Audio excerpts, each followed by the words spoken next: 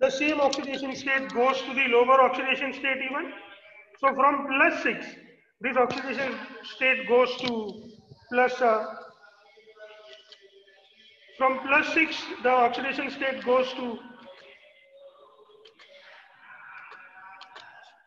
plus 4, as well as it can go to plus 7. And as it goes in this way, you can understand that this kind of reaction where a particular oxidation state goes simultaneously at a lower oxidation state as well as the higher oxidation state, such reaction is known as the disproportionation reaction.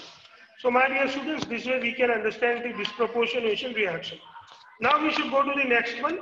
We have the question. I'm going to read question for you. Calculate the number of unpaired electrons in the following gaseous ions: Mn plus 3, Cr plus 3, vanadium plus 3, titanium plus 3. Which one of these is the most stable in aqueous solution? So that is what we need to find out. So let's start with titanium. Titanium Z is equal to 22, argon 3d2, phosphorus 2.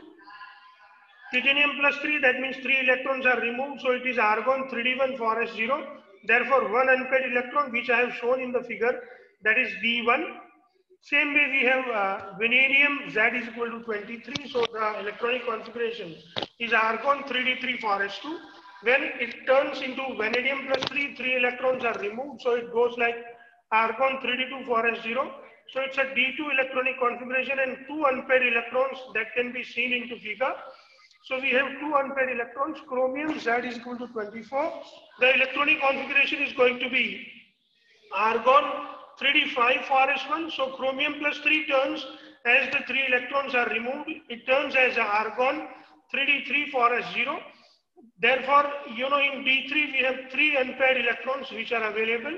Now we can move to the manganese. Manganese has got Z is equal to 25. In Z is equal to 25, we have the electronic configuration argon 3d5, phosphorus 2. Therefore, the manganese, when it turns into Mn plus 3, we have argon 3d4, phosphorus 0. My dear students, this is D4 electronic configuration and we have 4 unpaired electrons present in this Mn plus 3. So among D1, D2, D3 and D4, D3 is the most stable electronic configuration because D3 would be P2G, completely half-filled electronic configuration, and that is what it is going to be more stable. Sometimes this D3 is even more stable than D5 into the aqueous solution. So among Ti plus 3, vanadium plus 3, Cr plus 3 and Mn plus 3, Cr plus 3 is going to be the most stable electronic configuration or most stable ion into the aqueous solution among all these ions which are given into the question. So this is how, my dear students, we can understand the various concepts. Now we have the next question. Let us understand, let us read the question and then we'll solve it. The lowest oxide of transition metal is basic. The highest is amphoteric or acidic. What is the reason? So let us try to answer this question and let us understand it. Metal oxides are generally basic in nature. So lowest oxides means oxides with lowest oxidation state have more electrons to donate left with them. So metals are electropositive, so they easily donate electrons, and thus the lowest oxidation states are going to be basic in nature. But again, if you look at this, being metal oxide, basicity is obvious, but due to the high polarizing power of higher oxidation state, acidic character is seen into the highest oxidation state. So highest oxidation states are generally acidic in nature, and with highest oxidation state, example, MnO, which is basic, but vanadium pentoxide, V2O5, is amphoteric in nature. So this is, my dear students, because of the higher oxidation state have ability to polarize the ions of oxygen, and that is why either they are acidic in nature or they are amphoteric in nature. Now we have the next question. Use Hund's rule to rewrite the electronic configuration of C plus 3 ion and calculate the magnetic moment on the basis of spin only formula. So we know cerium, that is Z is equal to 58. Its electronic configuration is xenon 4f1, 5d1, 6s2. When cerium turns into cerium plus 3 electrons are removed from cerium. So cerium plus 3 becomes like xenon for F1 5d0 6s0. So cerium plus 3 is for F1. It has 1 unpaired electron, so we can say n is equal to 1. So we can calculate the magnetic momentum spin Henry formula. The spin Henry formula is mu b is equal to square root of n into n plus 2 Bohr magneton. Here n is equal to 1, therefore mu b is equal to 1 into 1 plus 2, that gives us the value 1.73 Bohr magneton. So my dear students, this is how we can understand about the various questions that we need to discuss from this chapter. So now we are going to study the next chapter. The next chapter that we have is about the coordination compound. So let us study the chapter which is known as the coordination compound. Let's move to the coordination compounds. Can you see, my dear students, on your screen the chapter which is known as the coordination compound? My dear students, can you see coordination compound on your screen? I need your answer. Yes, sir. Okay. Yes, sir. Yes, sir. Thank you for your replies. Let's move on to the coordination compound. So let's have a look to the coordination compound. Coordination compounds are the backbone of the modern inorganic and bioinorganic chemistry and the chemical industry. So now we are going to study these very important kind of compounds which are coordination compounds, and they are the backbone of inorganic chemistry. We studied that in d block elements, elements like metals forms a large number of complexes in which metal atoms are bound to number of anions or neutral molecules. So these kind of compounds, we call them complexes, where the metal atom is bonded to the negative ion as well as few of the neutral molecules. In modern technology, such compounds are called coordination compounds. So such compounds in which metal is bonded with the negative ion as well as the neutral molecule are known as the coordination compounds. The chemistry of coordination compound is interesting as well as challenging. So we are going to study about this interesting and challenging chemistry of coordination compounds. New concepts of chemical bonding and molecular structure have been provided insight into the functioning of the vital component of biological system. So, you know, the new technology that has been developed in the field of science that have made us to understand about the coordination compounds, and these coordination compounds play vital role into our biochemical reactions. So this is how we can understand the biochemical processes that takes place in our body with the help of the knowledge of coordination compounds. We have chlorophyll, hemoglobin, and vitamin B12. These are found into the living organisms and are the coordination compounds of magnesium, iron, and cobalt. So chlorophyll is the coordination compound of magnesium, hemoglobin is the coordination compound of iron, and vitamin B12 is the coordination compound of cobalt. So my dear students, these coordination compounds play a vital role in our biochemical reactions that takes place into our body. Variety of metallurgical processes, industrial catalysis, and analytical reagents involve the use of coordination compounds. The coordination compounds also find many applications in the process like electroplating, textile, dyeing, and into the medicinal chemistry. So this is how we can find the use of these coordination compounds into the various areas, my dear students. Now we want to study one experiment. This experiment was done by Werner, and that is why it is known as the Werner's experiment. Let us study the Werner's experiments and find out what happens during the Werner's experiment. Now, whatever I have explained till now, my dear students, do you understand everything from this? If you have any problem, you can ask. Do you have anything to ask, my dear students? Hello, dear students. Do you have anything to ask? No. No, sir. Very good, my dear students. So let's move to the next part and understand the Werner's experiment that has been done by the Werner, and that is how we can understand about the coordination compound well. So let's go and study about the Werner's theory or the Werner's experiment. Cobalt 3 chloride, my dear students, which is known as COCl3. This cobalt chloride, when treated with ammonia, various compounds may be formulated with different colors.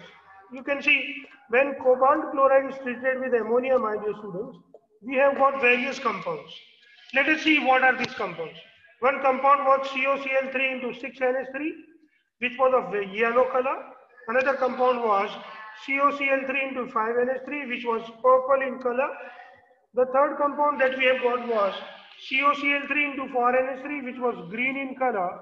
And the next one was COCl3 into 4NH3, which was violet in color. You can see, my dear students, that last two compounds, they have the same formula. Compounds or complexes green and violet. Green color and violet color compounds, they have the same formula, and that is why identical formula, and that is why they are called the isomers. So these compounds, COCl3 into 4NH3, both of them have the different colors, and these colors, due to these different colors, they are known as the isomers. They are completely different compounds. Now let us try to understand how they are different, or let us try to understand the experiment and the observations. The above series of cobalt 3 chloride complexes with ammonia when treated with excess of silver nitrate, following results were observed. These all four compounds were treated with excess of ammonium, excess of silver nitrate, and let us see what happens to these compounds when they are treated with silver nitrate. So, formula of 1 mole of compound treated with excess of silver nitrate, and then the number of silver chloride obtained due to this reaction between the compound and the silver nitrate. When COCl3 6NH3, which was yellow colored compound, 1 mole of this compound react with excess of silver nitrate, it produced 3 mole of AgCl. COCl3 into 5H2O, which was a purple color compound, 1 mole of this purple color compound, when reacted with excess of AgNO3, it produced 2 mole of AgNO3. Green color COCl3 4NH3, when 1 mole of this green color compound reacts with excess of AgNO3, 1 mole of AgNO3 is produced. At the same time, when violet colored, or when 1 mole of violet colored COCl3 into 4NH3 is allowed to react with excess of AgNO3, again 1 mole of AgCl is produced. Apart from the treatment with excess of AgCl, with excess of AgNO3, conductivity measurements were also done. The solution of the above complexes were measured the conductivity, and following results were formed. My dear students, we have, or the scientists have measured the conductivity of these various solutions, and they have found these kind of results. Let us look at the results which are found when the conductivity experiments have been performed. You can see the table. You can see in this table we are given the color of compound and solution conductivity corresponding to the electrolytes or ion. When yellow colored compound is treated, there were 4 electrolytes or 4 ions produced. When purple compound was treated, there were 3 electrolytes or 3 ions were produced. When green color compound was treated, 2 electrolytes or 2 ions were produced.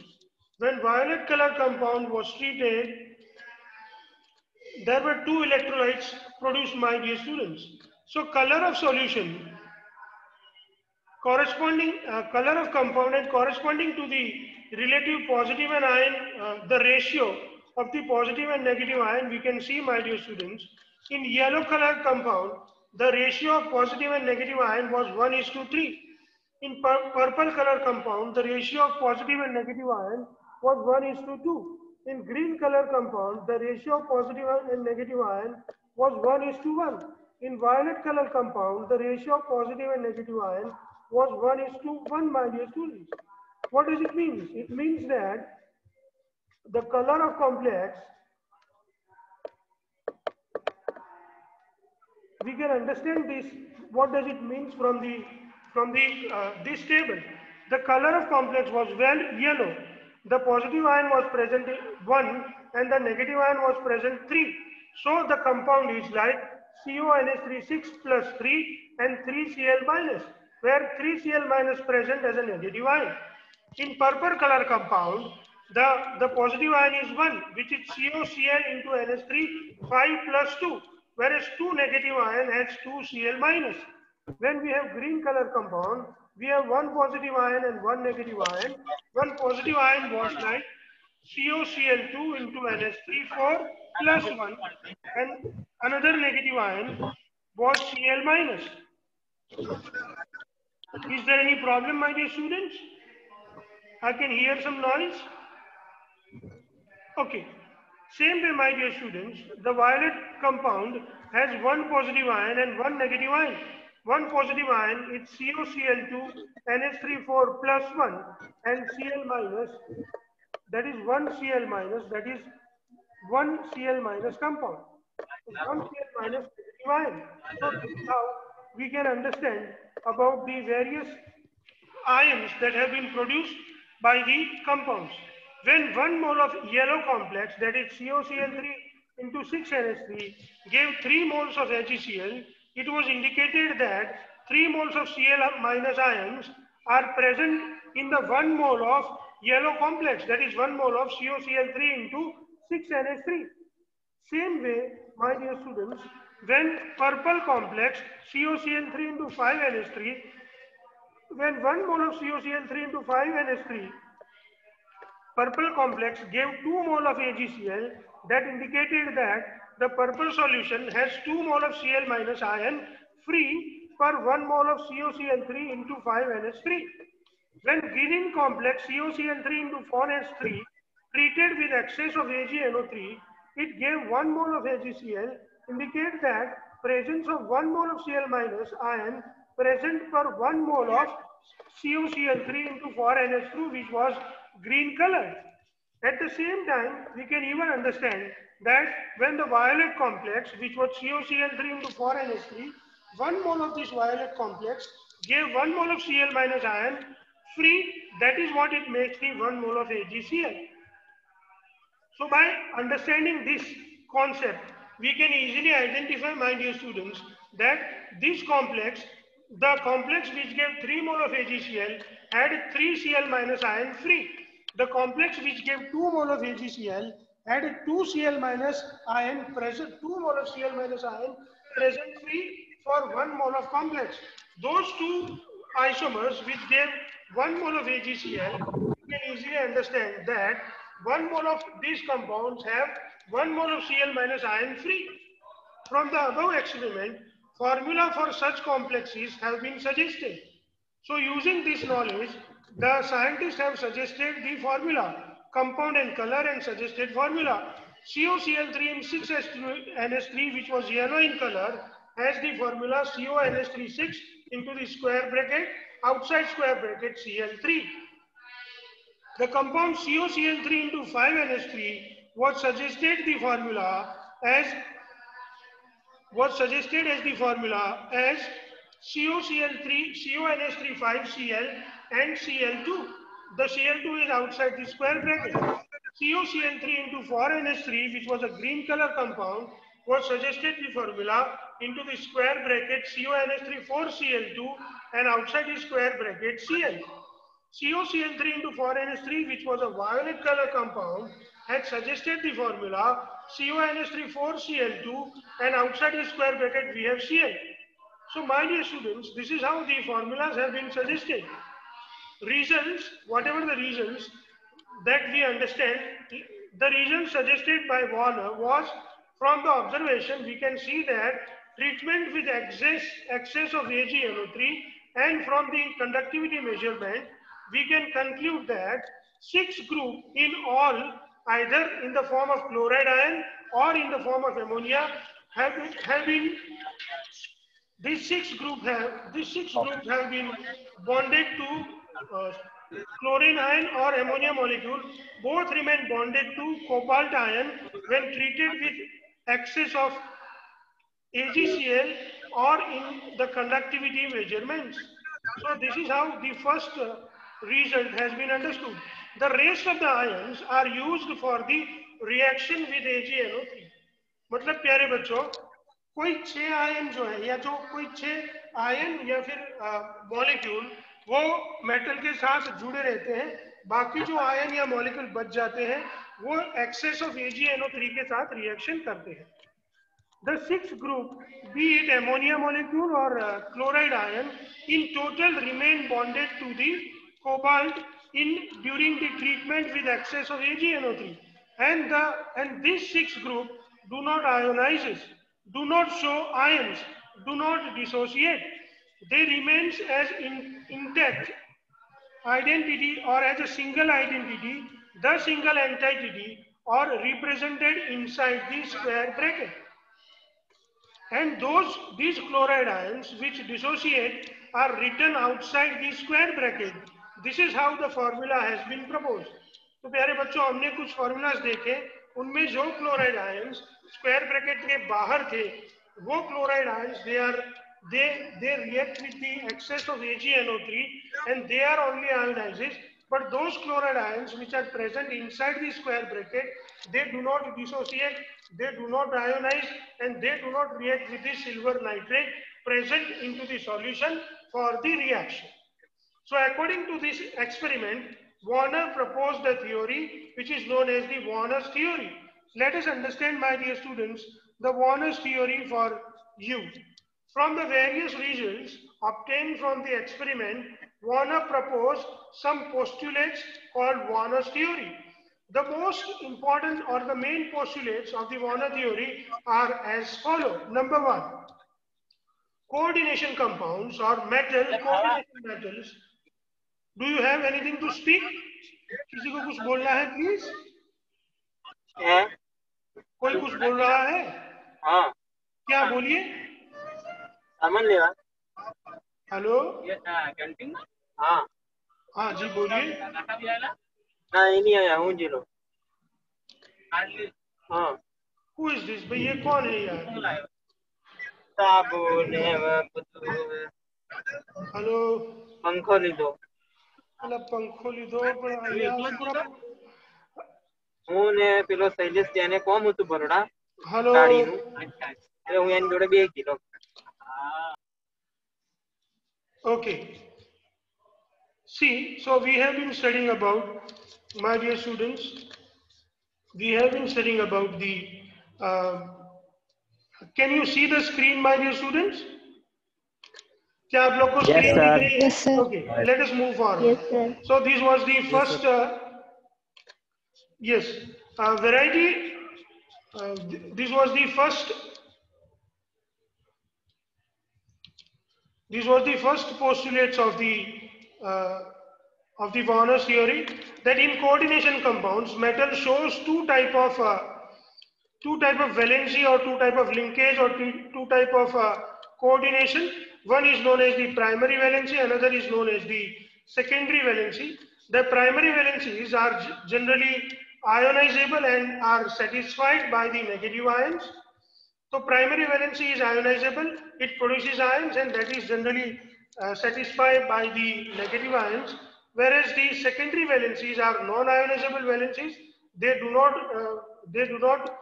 ionize, and that is why this, whatever the valency or whatever the ions or neutral molecules bonded with metal with the secondary valency are written into the square bracket. The secondary